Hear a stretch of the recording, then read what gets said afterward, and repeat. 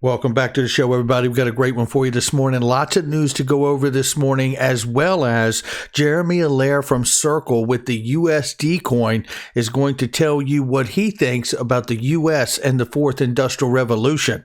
And I tell you what, I think you're going to like his answer. We're also going to talk about the price of XRP right now. And is the market and XRP price turning around and going back the right way? Well, we're going to look at that and a lot of other news. Let's go ahead and roll that beautiful intro. This is Digital Perspectives with Brad Kimes. Subscribe for new content notifications. Now, here's Brad Kimes. Come on in. Welcome back to the show, everybody. You can follow me on Twitter at @BackupBradleyAbove and everything that we're talking about here today. Let's go ahead and get started here. We're looking at 1.5 trillion market cap for cryptocurrency collectively. That is a little bit of money headed back into the market. You can see we're up about 1.37% on the cryptocurrency market cap collectively, which means potentially we may be turning a corner here. Don't know 100%, but we'll keep an ear out for it and an eye out for it too. So Bitcoin at 35,000 plus and seeing a little green this morning, and Ethereum seeing a little green on the 7-day at 2,300 plus, near 2,400. Cardano at 163 this morning is seeing green on the 24-hour and the 7-day. XRP, courtesy of the dereliction of duty in the number 6 spot and intimidation tactics by the SEC in the lawsuit. We're at 87 cents this morning, and we see green on the 24-hour and 7-day. We're up 1.74 on the 24-hour, and we're up 24% plus on the 7-day. Let's look at the range really quickly. We will hear from the experts before we get out of here today, and I think you're going to like it. And I want to make a special point about price before we leave here today too.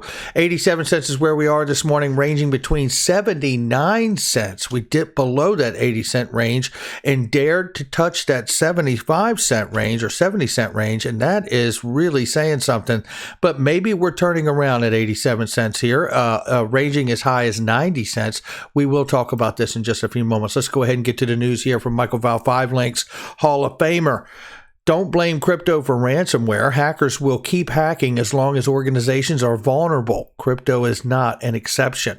This is absolutely true. And I think, and I have said this many times, the narrative of market manipulation from retail investors and social media platforms, the narrative of the cyber attacks on the U.S. pipelines with ransomware, which, by the way, they had to pay a ransom in order to get the control back of the pipelines again. So this narrative is really about antiquated market infrastructure, and it needs to be updated. And that, to me, is standing out, rising to the surface, however you want to say it. And it will become the reasons, as well as Diem coin and the introduction of stable coins to get cryptocurrencies and participate in the digital asset market, will all three be like a three-headed monster that brings us to a new financial realm. All right, now looking here, this is Bond Crypt, another Hall of Famer, says China has been making anti-crypto moves recently, but listen to this. Government officials visited VeChain offices and praised its technology.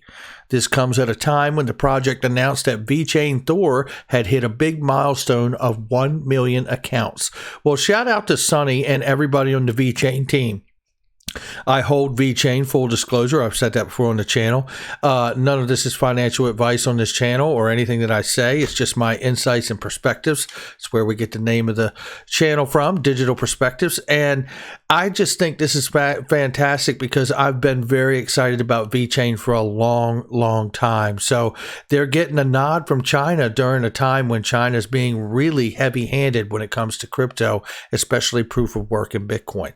Looking here, we see UK-based digital bank Starling has suspended all payments to cryptocurrency exchanges, the Daily Telegraph reports. It says here that Goldman Sachs-backed UK digital bank suspends all payments to crypto exchanges. British challenger bank Starling I don't know why they're doing it, but I can tell you this. Let's just jump into it real quick here.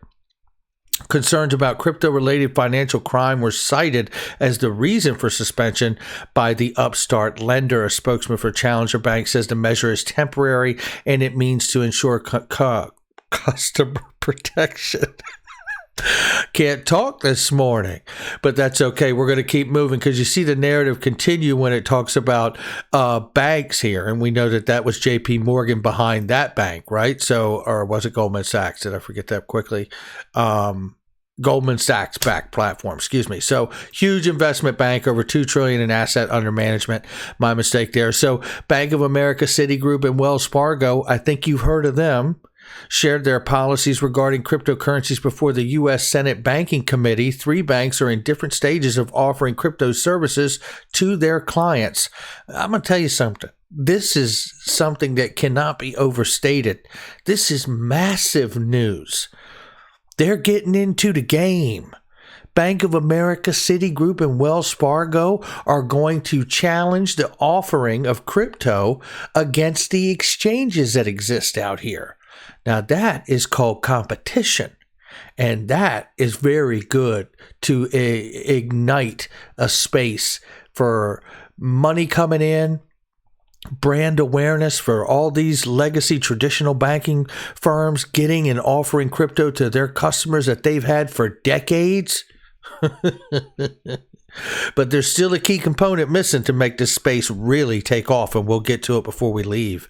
And I have a nice comment from a Beach Fan member. We're going to get into that in a second here. Swedish Central Bank working with Handelsbanken for digital coin trial. Now, this is more trialing of CBDCs, and there's more central banks rolling things out. Local media outlets are reporting that KBC, one of Belgium's largest banks, is exploring the idea of launching its own token. Wow. This is a clip right here that you need to hear, and shout out to Spencer H for this one. He grabbed this clip, and I want you to hear Jeremy Allaire here on the right, and he's going to tell you what he thinks about where the United States is in this CBDC race, right? This is really like an arms race he talks about, and everyone's saying the digital yuan is ahead, it's ahead, and what are we going to do? Listen to what he says about what to do. The reason I bring this up is that a lot of the discussion that comes out of Washington, or frankly out of media pundits, think tanks, Ivory Tower, all these places that are like, we need to compete and do something to build something that's as good or better or whatever. We got to catch up with China. We got to out China China. That's what people are saying. We have to out China China. We have to figure out a way. We have to race. It's an arms race. They're doing it. We're not. But that's completely effed, man. The reality is, in the West, like, we're really proud of the champion technology companies that we build. We're really proud of private sector innovation. That is what has driven so much of the Western global economic system. And so at this moment in time, are we really saying, no, let's actually have the government build it? Is that really like the answer? And when in fact, like, this is Dante Disparte, who joined us as Chief Strategy Officer and Head of Global Policy. He joined us from Diem, where he was working on that prior. Interesting. I think he sort of says as well, is like, you want to see who's winning the actual race for fiat digital currency. The U.S. is already winning the race. Listen to this. Digital currencies on open public blockchains are thriving and growing, and there's a robust global ecosystem that's building around them of thousands of private companies and open intellectual property contributions, and all this stuff is happening right now. That's actually winning. That's winning the race. So I think people have it wrong, and I think that they're thinking about it wrong, and I think that they think, we just got to run off and do it. Now, there are, that I don't want to diminish, like, very, very real substantial issues around monetary sovereignty, around monetary policy transmission, around reserve policies, around, ultimate, consumer protections, other things. Like, I don't want to sort of assert, and I don't think I can assert, that what, Center has developed with USDC is the final end state of the way that this stuff will operate. I actually think there's a tremendous opportunity to collaborate between the public sector and the private sector. I think there's probably new forms of charters and licenses and other things that will emerge around stablecoin issuance in the United States and other markets. But I don't think the answer is, just go see a bunch of central bank digital currency projects. I think that we should look at what's happening with all the innovation that's happening in the public blockchain space and build on that. And that's actually how you compete. And there it is right there. He's giving you the answer. We've been saying it a long time here on this channel, and it's nice to hear somebody else say it, especially somebody at the level of Jeremy Allaire. The U.S. is not behind as it is being portrayed from pundits in the media. The stablecoin projects are alive and well, and that acknowledges that public-private relationship, which is absolutely thriving.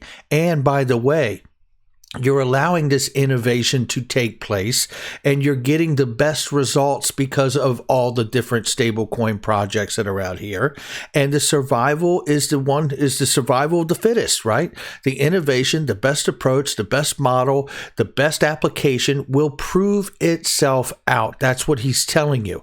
And obviously, he's a big believer in USD coin. So, for which, by the way, Brian Brooks and Jeremy Allaire, during an interview last year, I believe it was, both remarked that it was one of the most important projects they worked on when Brian Brooks was the chief legal officer at Coinbase, helping to develop what became USD coin. So just a little something to note there. Now let's take a look at this, because this is interesting too. Is crypto approaching its Netscape moment? Yeah, I believe that it is. It's hard not to see the current state of crypto adoption in the internet as it existed in 1995. Institutions and big investors are interested, but the vast majority still need to engage with it seriously. Well, if you're not familiar with the Netscape moment, let's just look at this. Everything was dial-up in these individual siloed islands prior to that in the early 90s, whether it was AOL, CompuServe, or Prodigy, right? Phone modem dial-up services. And if you look at August 1995, when Netscape went public with its main product, Navigator, the first browser that allowed anyone to surf the net without having to pay for worldwide waits, which was dial-up phone service at the time.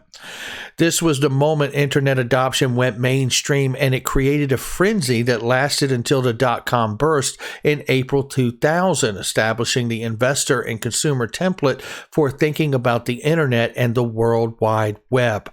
Now, what's interesting about this is if you come down in here, just to show you how really tight-knit this entire space truly is.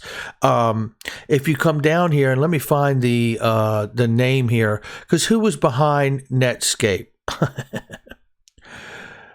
High performance computer. We know we had the internet released like a sandbox from the Clinton administration. U.S. government's effort to facilitate national network technologies through the High Performance Computing Act of 1991. The fact is, the U.S. government's pro-internet policies did help the internet grow as quickly as it did. Mark Andreessen, who created Netscape Moment and claimed it at a partial share in helping invent the internet as we know it. He has said as much.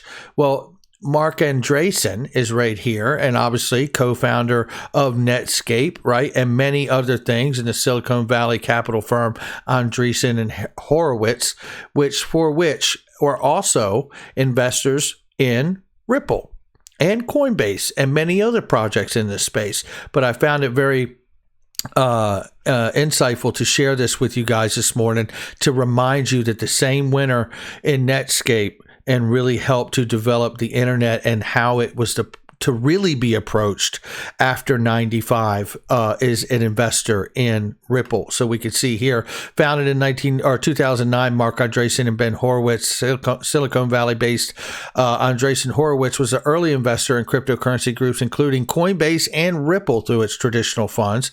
Andreessen's stake in Coinbase has been one of its largest successes and was worth $11.2 billion at the price of exchange first trades. Firm has sold close to 120 million in shares since Coinbase went public, according to regulatory filings. After raising its first fund dedicated to cryptocurrencies in 2018, Andreessen became a major investor in so-called decentralized finance projects and was one of the founding members of Facebook's backed Libra project, now known as Diem. So, early investor in Coinbase, early investor in Ripple, and early investor in Libra, now Diem project, which has moved back to the United States. I smell a Netscape moment arriving for crypto. In a tweet, Credible Crypto tells his 209,000 followers that he sees XRP igniting a massive bounce just as market participants become bearish on Ripple's native asset. And then we also see JC Holder here looks at the XRP fib update and says after XRP created a bottom at 65 cents on the 23rd of May, it bounced and continued to make a high of $1.07 on the 26th of May. XRP has now created a double bottom at the 0.618 fib and bounced on the 29th of May yesterday, showing momentum today to the upside. Nice. And guess what else? Just to remind you, Dark Defender says Elliott Wave 3 can move up to Fibonacci zones 0.618, 133, 2.618, 173, or 3.618, 214, $2.14. The reversals are observed generally from these points. Today, I made it conservative, but these three targets are all possible for Wave 3 in short term. Cheers. And cheers to all of you for that information. And I also want to share this right here because this to me is why I'm here. And I love all the early low dollar price action because it gets me excited that we're moving in the right direction. But I am actually here for 4 and 5 digit XRP. And shout out to James Rule XRP for this original interview and Han Solo for posting it again. But I'm going to play you a clip of this. And as I do, I want you to understand that whether we're on the precipice of a Netscape moment, which really is like a defining moment for crypto as it was for the internet, to show how the real approach of all-encompassing, all-inclusive interoperability should be to make the internet truly functional the way it is today. I think we're about to approach that moment again for crypto. And in doing so, I think Beach Family Phil S., shout out to you, my brother, said it best to me in a private message, and I know he won't mind that I share. He said, there's no hope until utility breaks the chains of manipulation. That is so well said right there. We know that Bitcoin is the dominant token of the market, and that will change when use case utility for each token becomes a real application to the point that utility drives the price of the token and not the market dominance of a token like Bitcoin. That's where we're at today. I leave you with this clip right here. Listen to this. This is Val Hill Capital talking with James Rule XRP. It's a currency. Oh, good answer, man. I tell you, you've done your homework, Jimmy. Okay, there's a lot of speculation on the price of XRP after it becomes regulated, after regulatory clarity. Where do you feel that XRP, just based on your honest opinion, is going to hit, say, a month after regulation? Yeah. So we believe that the last domino to fall on regulation right now is the SEC lawsuit, and that could be resolved in a variety of ways, but it could also be resolved in regulation coming in over the top. We know it's imminent, though, right? So when I say imminent, I would be surprised if a quarter from now we're really still embroiled in the SEC lawsuit, because I think the state of affairs throughout the world is such that we're going to need a solution like an XRP for liquidity purposes sooner rather than later. So the question is then, okay, we've magically resolved it. Where does the price go? It's easy to project that it's a double-digit number. So I think it immediately shoots up to a $10, potentially $20.